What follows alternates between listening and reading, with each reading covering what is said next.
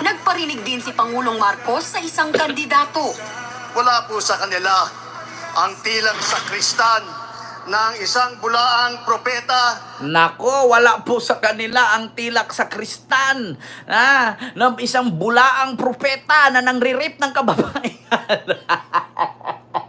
Wala naman talagang pastor na tumakbo sa kahilera ni BBM. Walang pastor. Sino ba yon?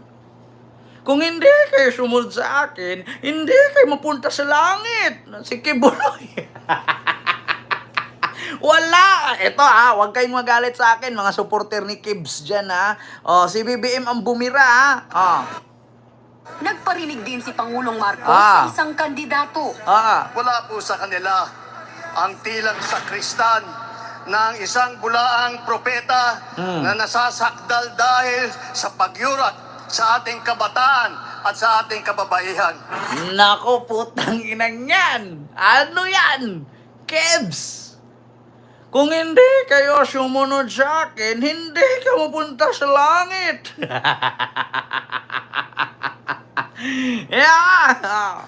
Hindi man pinangalanan ng Pangulo pero ayon sa dating Presidential Legal Counsel na si Attorney Salvador Panelo, obvious na pagpapasaring ito sa nakaraang administrasyong Duterte. At alam mo, ito minsan sa totoo lang, ito si Sal Panelo matalino, kaso lang guilty.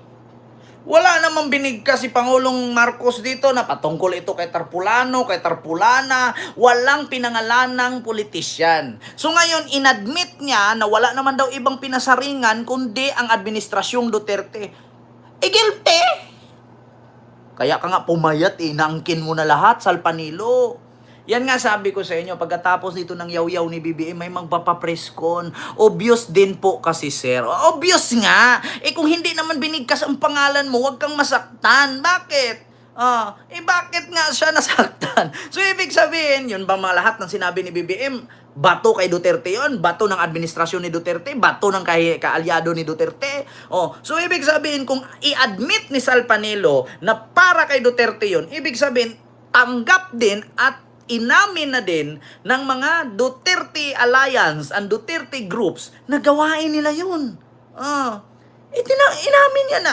Obvious naman na para kay Duterte ang patama na yan. So, lahat pala ng sinabi ni BBM doon na ninakaw ang saku-sakong pera, ginamit ang pandemya. So, ibig sabihin, totoo palang nagnakaw talaga, Sal Panelo. Ang preno si Pangulong Bongbong Marcos sa pirada sa mga kandidato ni dating Pangulong Rodrigo Duterte. Ang mga pambato raw ng administrasyon walang kaugnayan sa tukhang at hindi tuta ng China. Nasa frontline ng balitang yan, si Marian Enriquez. Tingnan mo. Wala sa kanila ang may bahid ng dugo dahil sa tukhang. Diba? Wala sa kanila ang may bahid ng dugo dahil sa tukhang. Talaga dami lang talaga magnanakaw, sabi ni Super Ninja. Wala namang mananakawan na Pinoy kung talagang tayo, researchable tayo aggressive tayo Wala. Mabigyan lang kasi kayo ng 1 kilong isang kilong bigas. 2 spam ni Sam Bersusa, bagong mayor ng Maynila, Sam Bersusa, may spam na, may bigas pa, Babay Yorme. Mabigyan lang kasi kayo 2 lata ng spam. Bagong mayor, Sam Bersusa, may spam pa, may bigas na. Si Yorme walang pera, pero hindi nyo iniisip, si Yorme ang daming nagawa. May resibo, may napatunayan. Wala kasi ang sasabihin agad. Sam Bersusa, may spam na, may bigas pa. Pag nanalo, bakit? Yung 2 latang spam, yung 1 kilong bigas na natanggap ninyo, kaya yung tiisin yan sa 3 taon? Huwag ganon. Sabi ko sa inyo. Maririnig nyo lang na, Wag mong subukan. Masira ang buhay mo. Iboto nyo na si Bato. Iboto nyo na si Epe. Iboto nyo na si Jimmy Bundok. Boto niya si Marcoleta, nag-ulyanin, wala daw West Philippines eh.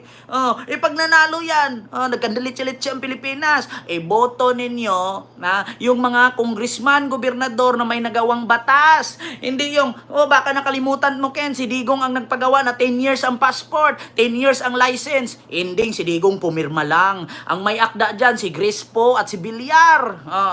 Asaan yung ibang senador? Yeah, Mama Ami Campbell.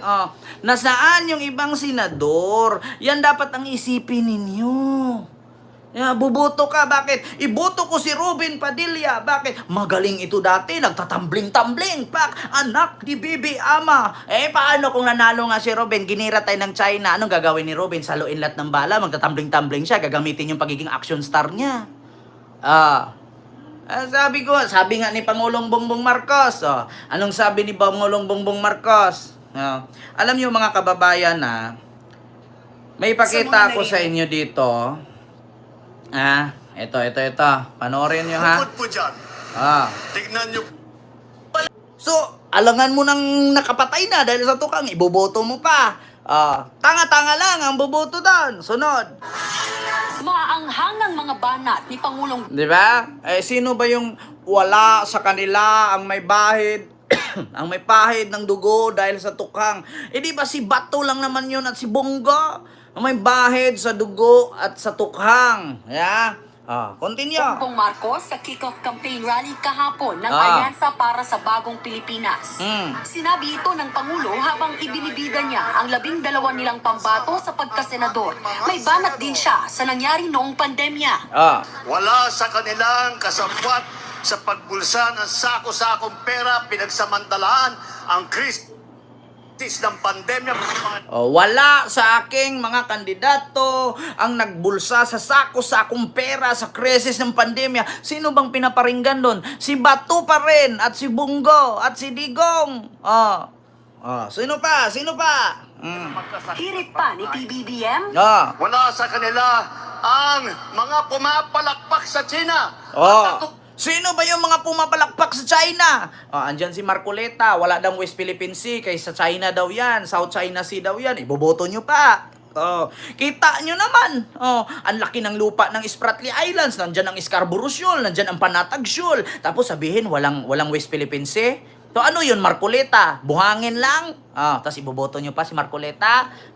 Putang inang yan. Tutuwa pa kapag tayo ay binobomba ng tubig. Tayo ba? Sino ba yung mga kongresi, mga senador na pumapalakpak na kapag binumba na ang Philippine Coast Guard ng mga water cannon ng Chinese Coast Guard, may narinig ba kayo kay Bato, kay Bongo, kay Marcoleta, kay Robin Padilla, kay sino pa yun sa PDP laban ng mga kongresista at senador na nagre-react at naglabas ng statement na naputol yung daliri ng Coast Guard, binumba, binutasan yung rubber boat. Wala kayong narinig pagdating sa mga Duterte, mga pro-China.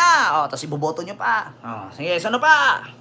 Papayag na babalik sa panahon gusto ng kung kailan gusto ng ating mga liderato maging probinsya tayo ng China. Gusto nyo ba na maging probinsya tayo ng China? Tapos iboboto nyo pa. Kawawa naman yung mga Coast Guard, Pinoy din yun. Nagnanais na Pilipino na mabalik tayo sa ganyang klaseng pagpatakbo. Wala rin siyang preno nang tirahin niya ang mga pogo.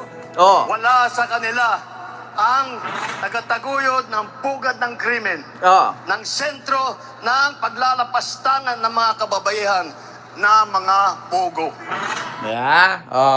Sino ba yung mapabor sa pogo? Si Harry Roque. Kaya nga tumakbo ng UAE, Abu Dhabi, papuntang Dubai, hindi na umuwi sa Pilipinas. Bakit? Hiningian ng dokumento na kongreso para ipaliwanag kung saan ang galing ang milyon-milyon niyang pera na nagmula sa pogo, hindi may sagot. Ayun, lumakas kasi may warrant na. Lumayas. Pumunta ng UAE. Sino pa? Si Alice Go nakulong. O sino ba ang nag-legalize ng pogo na makapasok sa Pilipinas ang mga daan-daang libo na mga undocumented Chinese, Taiwanese, whatsoever, mungginis, mga pangit, mga bungisngis? Si Digong lang po ang nagsabi.